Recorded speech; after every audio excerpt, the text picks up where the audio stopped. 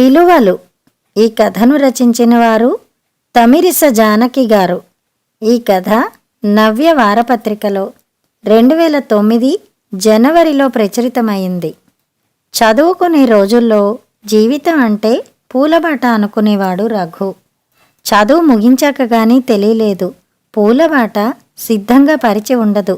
ఎవరికి వారు పూలబాట వేసుకునేందుకు అహర్నిశలు శ్రమించాలి అని. ఉద్యోగ ప్రయత్నాల్లో విసుగొచ్చేసింది. అసలు ఏ ఉద్యోగమూ దొరకలేదని కాదు, దొరికిన ఉద్యోగాల్లో దేనిలోనైనా చేరేందుకు నామోషి అనిపించింది. తన తండ్రి ఒక ఆఫీసర్ పోస్టులో రిటైర్ అయ్యాడు. ఆఫీసర్ గారి కొడుకు తాను చిన్న ఉద్యోగం చేయడమా అన్న ఆలోచన పురుగులా బుర్రలో దూరింది. ఎలాగో అలా ఎవరినో ఒకరిని పట్టుకుని పెద్ద ఉద్యోగం వేయించకూడదా ఆయన? రోజులు చక్రంలా దొర్లిపోతున్నాయి. వాదనకి దిగాడు ఓ రోజు తండ్రితో.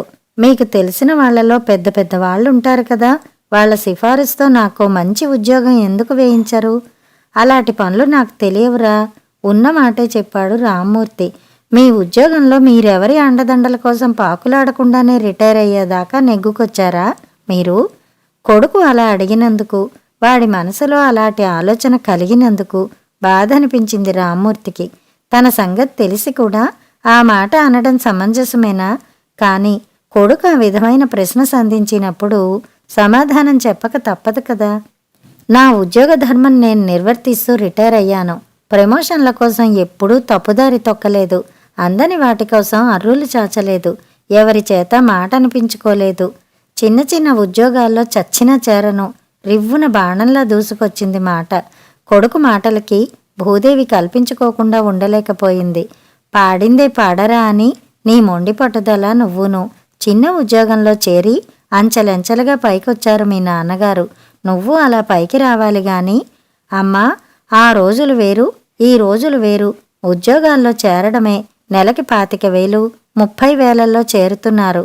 నవ్వాలో ఎడవాలో తెలియలేదు భూదేవికి. వాళ్ళు చదివిన చదువులు వేరు, వాళ్లకొచ్చిన మార్కులు వేరు. నీ సంగతి అలా కాదు కదా. ఒక్కొక్క తరగతి 2 ఏళ్ళు చదువుతూ, చదువంటే నిర్లక్ష్యంతో బయట జులాయి తిరుగుళ్లలో గడుపుతూ విలువైన కాలాన్ని కరగబెట్టుకున్నావు. మంచి చెడు తెలియచెప్పిన అమ్మ నాన్నల్ని శత్రువుల్లా చూశావు. టింకీలు కొడుతూ BA డిగ్రీ అయిందనిపించావు. ఈ మాటలన్నీ ఆవిడ గొంతులోనే ఉండిపోయాయి. తనను చిన్నబుచ్చడానికి అమ్మ ఈ మాటలందని అనుకుంటాడు తప్ప తన తప్పు ఒప్పుకునే మనిషి కానప్పుడు ఏం మాట్లాడి ఏం లాభం? కొడుకు మాటలకి రామ్మూర్తికి నవ్వు కాదు, ఏడుపు కాదు. కోపం వచ్చిన మాట నిజం, కానీ ఊరుకున్నంత ఉత్తమం, బోడిగుండంత సుఖం అని కోపంగా ఉన్నప్పుడు మాట్లాడకపోవడమే మంచిదని నిగ్రహించుకున్నాడు. తెలిసిన వాడికి చెప్పవచ్చు, తెలియని వాడికి చెప్పవచ్చు. తెలిసి తెలియని మూర్ఖులకెందుకు చెప్పడం? తండ్రి వెళ్ళి వీళ్ల కాళ్ళు వాళ్ల కాళ్ళు పట్టుకోవట్లేదని, అప్పులు చేసి ఎవరికీ లంచాలు గుమ్మరించట్లేదని, తనకి పెద్ద ఆఫీసర్ ఉద్యోగం వేయించట్లేదని ఆయన్నొక చేతకాని వాడి కింద జమకట్టి మాటలంటుంటే ఇంక భరించలేకపోయింది భూదేవి. అభిమాన హీరో, అభిమాన సంఘం అంటూ చదువులు పరీక్షలు గడ్డిపోచలా తీసిపడేసి తిరుగుళ్ళు తిరిగినప్పుడు నీ భవిష్యత్తు గురించి ఆలోచన నీకు లేదా? నీ ఉద్యోగాల చింతన మనసులో కొంచెమైనా లేదా? చేజేతులా భవిష్యత్తు పాడు చేసుకున్నావు. దానివల్ల నువ్వొక్కడవే కాదు, నీతో పాటు మేము కూడా శిక్ష అనుభవించాలి తెలుసా? మరొక్క నిమిషం అక్కడ నిలబడకుండా చిరాకు పడుతూ విసురుగా బయటికి వెళ్ళిపోయాడు రఘు. పోనీ ఇంకా చదువుకుంటావా, లేదా ఇంకేదైనా కోర్సు చేస్తావా అంటే దేని మీద ఆసక్తి లేదంటున్నాడు. ఏం చెయ్యాలో తెలియట్లేదు. ఆ భగవంతుడే ఒక దారి చూపించాలి మనకి. పైకి చూస్తూ చేతులు జోడించాడు రామ్మూర్తి. చిన్నప్పుడే మాట విన్నవాడు ఇప్పుడు వినిపించుకోవాలనుకోవడం అత్యాశనేమో. ఆయనకి తన చిన్ననాటి రోజులు గుర్తొచ్చాయి. బాల్యం మళ్ళీ కావాలనిపించింది. కాలం ముందుకు కాదు, వెనక్కి కదిలితే ఎంత బావుంటుంది. పిల్లలకి పెద్దలకి ప్రశాంత జీవితాలు కాదు ఆ రోజులు. ఈర్ష్య, ద్వేషం, వ్యామోహాలతో అనారోగ్యకర పోటీలు మితిమీరిన ఈ రోజుల్లో ప్రశాంతత ఎక్కడుంది? మంచి చెడు చెప్పే తల్లిదండ్రుల్ని ఖాతరు చేయకపోవడమే ఒక ఫ్యాషన్గా భావించే పిల్లలు ఈ సమాజాన్ని ఎక్కడికి తీసుకుపోతున్నట్టు? నాగరికత పేరుతో కొందరు వేసే వేషాలు, ప్రవర్తించే తీరు, పోయే పోకడలు సభ్య సమాజాన్ని తల దించుకునేలా చెయ్యట్లేదు. పెరుగుట విరుగుట కొరకే అంటారు. మరి మళ్ళీ వెనకటి రోజులు వస్తాయేమో. అయినా శారీరక ఆరోగ్యం గురించి, ఒంటి అందాలు మెరుగుపరుచుకునే విషయాల కోసము తెగ తాపత్రయపడిపోయే యువత మానసిక ఆరోగ్యం గురించి ఆలోచిస్తున్నట్టు లేదు. మానసిక ప్రశాంతత లేనప్పుడు మనసుకి ఆరోగ్యం చేకూరేదెలాగా? మానసిక ఆరోగ్యం దూరమైనప్పుడు శారీరక అనారోగ్యం చేరువైనట్టేగా. శరీరానికి మందులు గుప్పించి ప్రయోజనమేముంది? మనసులో ప్రశాంతతకి చోటే లేనప్పుడు. పిల్లల బాగోగులు ఆలోచించి పెద్దలు చెప్పిన మాటల్ని తానెప్పుడూ పెడచెవిన పెట్టడం గాని, కొట్టి పారేయడం గాని తన చిన్నప్పుడు చేయలేదు. అలా చేస్తే నష్టపోయేది తనే కదా. మరి ఈ రోజుల్లో తమ బాగు కోసమే ఇంట్లో వాళ్ళు చెప్తున్నారన్న ఇంగిత జ్ఞానం కరువైపోతోంది ఈ కాలం పిల్లలకి. ఇటువంటి పిల్లలు బయట వాళ్ళ చేత చెప్పించుకుని గడ్డి తింటున్నారు. ఇంట్లో పెద్దవాళ్ళు సిగ్గుతో తల వంచుకోవలసిందే. ఇంతంత సంపాదనలు లేకపోయినా ఇదివరకటి రోజులు బంగారు రోజులే. ఇంట్లోని వాళ్లతో సంప్రదింపులు, సలహాలు ఆచరణలో ఉండేవి. బయటి వాళ్ళ చేత కౌన్సిలింగ్ అంటూ వెళ్లాల్సిన అవసరం ఉండేది కాదు. ఇప్పుడు పెద్దలు చెప్పినట్టు ఎందుకు వినాలన్న మొండితనం, పంతం కలిసిన ధోరణితో పరిస్థితుల ఆగమ్య గోచరంగా చేసుకుంటూ బుర్ర వేడెక్కించుకుని కౌన్సిలింగ్ అంటూ ఎవరి దగ్గరకో పరిగెత్తడం. నష్టపోతున్నదెవరు? భవిష్యత్తు తమ ముందున్న యువతీ యువకులేగా. ఆలోచనల్లో ఉన్న రామ్మూర్తికి తన కొడుకు తరచుగా అనే మాట ఒకటి గుర్తొచ్చింది. మీ పెద్దవాళ్ళు దేనికి అడ్జస్ట్ అవలేరు అంటూ చాలా తరచుగా అనవసరమైన విమర్శ గుప్పిస్తూ ఉంటాడు. ప్రతి విషయంలోనూ తాము అడ్జస్ట్ అయిపోతూనే ఉన్నారు. కొడుకు ప్రవర్తనకి మనసు కుంగిపోతున్నా కూడా అవలేకపోతున్నది తానే అని అర్థం చేసుకోడే. చెప్పినా ప్రయోజనం శూన్యం. మొక్కై వంగనిది మానై వంగుతుందా? హఠాత్తుగా ఒకరోజు ఎవరో అమ్మాయితో కలిసి ఇంట్లో అడుగుపెట్టాడు రఘు.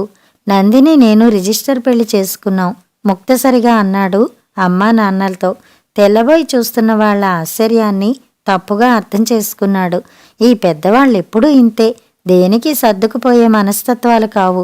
నువ్వు లోపలికి పదనందిని అంటూనే ఆమెకి తన గదిలోకి దారి చూపించాడు. నందిని వాళ్ళ అమ్మా నాన్నగారు తను చిన్నప్పుడే పోయారట. మేనత్త ఇంట్లో పెరిగిందట. ఇప్పుడు ఆవిడ లేరు. తను టీచర్గా ఉద్యోగం చేస్తోంది. నేను సంపాదించకపోయినా తను సంపాదిస్తోందిలే గర్వంగా చెప్పాడు తల్లి దగ్గరకొచ్చి. కొడుకన్న చివరి మాటకి చివుక్కుమంది భూదేవి మనసు.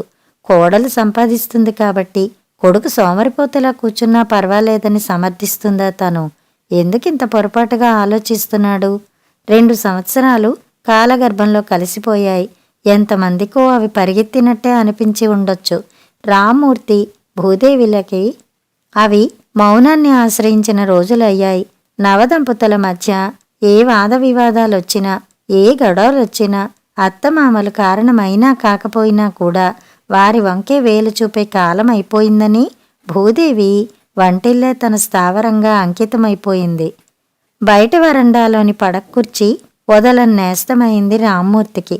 హఠాత్తుగా ఒకరోజు నందిని ఏడుస్తూ వచ్చి భూదేవి కాళ్లమీద పడింది. ఏం జరిగిందో అన్న భయంతో గుండె కొట్టుకోవడం ఒక్క క్షణం ఆగిపోయినట్టు అనిపించింది భూదేవికి. 2 చేతులతో ఆప్యాయంగా పట్టుకుని కోడల్ని పైకి లేవదీసింది. ఏం జరిగిందమ్మా? మీరు మామయ్య గారే ఆయనకి నచ్చ చెప్పాలి. నాకు పిల్లలు పుట్టరని ఈ మధ్య డాక్టర్ పరీక్షల్లో తెలిసింది. ఆ రోజు నుంచి నాకు విడాకులు ఇచ్చేస్తానని, తను వేరే పెళ్లి చేసుకుంటానని రఘు చాలా వేధిస్తున్నాడు. మానసికంగా చిత్రహింస పెడుతున్నాడు. అతన్నే నమ్ముకుని వచ్చిన దాన్ని. నా ఉద్యోగం నేను చేసుకుంటూ బతకలేకపోను. కానీ మనిషి అన్నాక న్యాయం ఉండాలా వద్దా మీరే చెప్పండి. గుమ్మంలో అడుగు పెడుతున్న రామ్మూర్తి కోడలి మాటలు విని తల్లడిల్లిపోయాడు.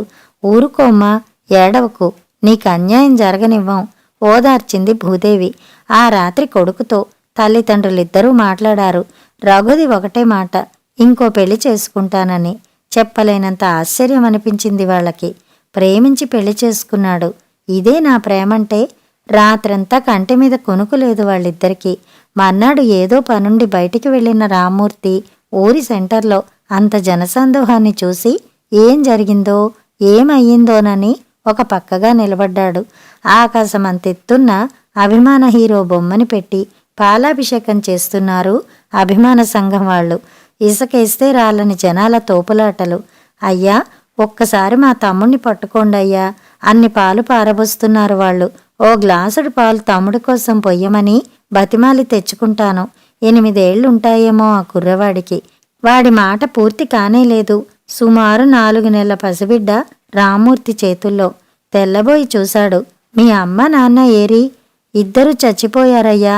పక్క ఊరే మాది. ఏదో ఓ పని చేసుకుని బతుకుదామని ఈ పొద్దే ఈ ఊరొచ్చాను చెప్తూనే చేతిలో సత్తు గ్లాసు, భుజాన జోలెతో జనంలోకి చొచ్చుకుపోతున్న ఆ కుర్రాడిని చూస్తూ కంగారు పడ్డాడు రామ్మూర్తి. అంత జనంలోకి వెళ్లకు, పాలు కొనడానికి డబ్బులు నేనిస్తాను అని వెనక్కి పిలిచాడు. అరుపుల్లో గోలలో ఆయన మాటలు వాడిని చేరనే లేదు. తొక్కిసలాటలో వాడు కింద పడ్డం, వాడి తల సరిగ్గా ఓ రాయి మీద పడడం, వాడి మించి ఓ 4 తొక్కుకుంటూ పోవడం, వాడి ప్రాణం గాల్లో కలవడం అన్నీ క్షణాల్లో జరిగిపోయాయి.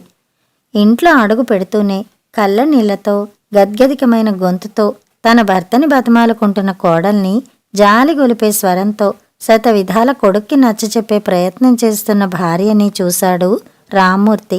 తిన్నగా కొడుకు కోడలి దగ్గరికి అడుగులు వేశాడు. ఇదిగో మీ బిడ్డ. అప్రయత్నంగా చేతులు చాచి ఆనందంగా అందుకుంది నందిని మామగారి చేతుల్లోంచి పసిబిడ్డని. ఎవరు, ఏమిటి, ఎక్కడి నుంచి తీసుకొచ్చారన్న ప్రశ్నలు ఆమె నోటి నుంచి రాలేదు. కళ్లలో కాంతి, మనసులో సంతృప్తితో కృతజ్ఞతగా మామగారి వైపు చూసింది. రఘు మాత్రం కోపంగా చూశాడు తండ్రి వైపు. నోటి నుంచి బాణంలా దూసుకొచ్చింది ప్రశ్న. అనాథ పిల్లాడా? రామ్మూర్తి మాట్లాడే లోపలే మళ్ళీ తనే అన్నాడు. అనాథ పిల్లాడిని పెంచుకునే కర్మేమిటి నాకు? నేను ఇంకో పెళ్లి చేసుకుంటాను. ఒకవేళ పిల్లలు పెట్టకపోవడానికి లోపం నీలో ఉండి ఉంటే నీ భార్య ఇంకో పెళ్లి చేసుకోవడాన్ని నువ్వు హర్షిస్తావా? లేదు కదూ. నా నిర్ణయాన్ని మార్చడానికి ప్రయత్నించకండి దురుసుగా అన్నాడు రఘు. ప్రేమించి పెళ్లి చేసుకున్నావు. 2 ఏళ్లలోనే నీ ప్రేమ ఎంత గొప్పదో తెలిసిపోయింది. మీ పెద్దవాళ్ళు దేనికి సర్దుకుపోరు అంటూ ప్రతిరోజు మమ్మల్ని విసుక్కుంటావు. నిజానికి ప్రతి విషయంలోనూ మేమే నీతో సర్దుకుపోతున్నాం. ఎంతమంది ఇళ్లల్లోనో సర్దుకుపోయి బతుకుతున్నది మాలాంటి పెద్దవాళ్లేరా. ఒక్క మాట కూడా మా చెవిన వెయ్యకుండా హఠాత్తుగా ఒక అమ్మాయిని వెంటబెట్టుకుని వచ్చి పెళ్లి చేసుకున్నానంటూ నువ్వు ఇంట్లో అడుగు పెడితే సర్దుకుపోయింది మేమే. నీ అంతటి నువ్వు కోరి తెచ్చుకున్న అమ్మాయితో సర్దుకుపోలేకపోతున్నది నువ్వే. దయచేసి ఇక నుంచి మమ్మల్ని అలా విమర్శించడం మానేస్తావు కదూ. ఆయన గొంతులో అభ్యర్థన. ఎన్నాళ్లగానో నొచ్చుకుంటున్న మనసు వెలువడింది మాటల్లో. ఈరోజు ఒక కొత్త వ్యక్తిని చూసినట్టుగా ఆశ్చర్యంగా తండ్రి వైపు చూశాడు రఘు. తను వీళ్ళని సరిగ్గా అర్థం చేసుకోలేదా? తన ఆలోచనలు సరైనవి కావా? అసలు పాత తరం వాళ్ళకి నేటి తరం వాళ్ళు సంజాయిషి చెప్పుకోవలసిన అవసరం ఉందా? అయినా ఎందుకు చెప్పుకోవాలి? చెప్పుకుంటే మాత్రం వాళ్ళు ఈ తరం వాళ్ళ అభిప్రాయాలు అర్థం చేసుకోగలరా?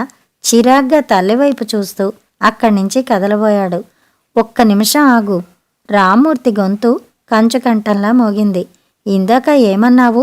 అనాథ పిల్లాన్ని పెంచుకునే కర్మ ఏమిటన్నావు కదూ. భర్త ఏం చెప్పబోతున్నాడో ఊహించింది భూదేవి. వచ్చి ఆయన పక్కనే నిలబడింది. భయంగా చూసింది. రఘు మనసు కలతపడుతుందేమోనన్న ఆదుర్దాతో చేతులు జోడించింది. ఏమండి? పర్వాలేదు. ఇటువంటి సందర్భంలో నిజం చెప్పినా తప్పులేదు భూదేవి. నన్ను చెప్పని శాంతస్వరంతో అన్నాడు రామ్మూర్తి. ఏం నిజం? వింతగా తోచింది రఘుకి. ఏం వినబోతున్నాడు తను? ఆ రోజుల్లో నేను కూడా ఇప్పుడు నువ్వు ఆలోచించినట్టే ఆలోచించి ఉంటే నువ్వు ఈ ఇంట్లో ఉండేవాడివే కాదు. నీకు తల్లిదండ్రులు ఉండేవాళ్లే కాదు. అనాథ పిల్లవాడు కన్న కొడుకులో మా చేతుల్లో పెరిగేవాడే కాదు. మా కంటి దీపంలా తెచ్చుకున్నాం. మా ప్రాణంలా పెంచుకున్నాం. పసిగుడ్డుగా మా చేతుల్లోకి అపురూపంగా తీసుకున్నామే తప్ప అనాథ పిల్లవాడన్న చీదరింపు మా మనసుల్లో కలగలేదు. ఈ రోజు దాకా ఈ నిజాన్ని చెప్పవలసిన అవసరమే రాలేదు. గొంతు బొంగురుపోయి గుండె చిక్కబట్టినట్టయి మరి మాట్లాడలేక కుర్చీలో కూర్చుండిపోయాడు రామ్మూర్తి. కాసేపు కదలికే లేని వాడిలా కొయ్యబొమ్మే అయ్యాడు రఘు. తన ప్రవర్తనకి, తను మాట్లాడిన మాటలకి తానే సిగ్గుపడుతూ పశ్చాత్తాపంతో చెమ్మగిల్లిన కళ్ళతో తండ్రి కాళ్ల దగ్గర నేల మీద కూర్చున్నాడు. అతని పక్కనే నందిని. భూదేవి దీవించింది వాళ్ళని. కథ సమాప్తం.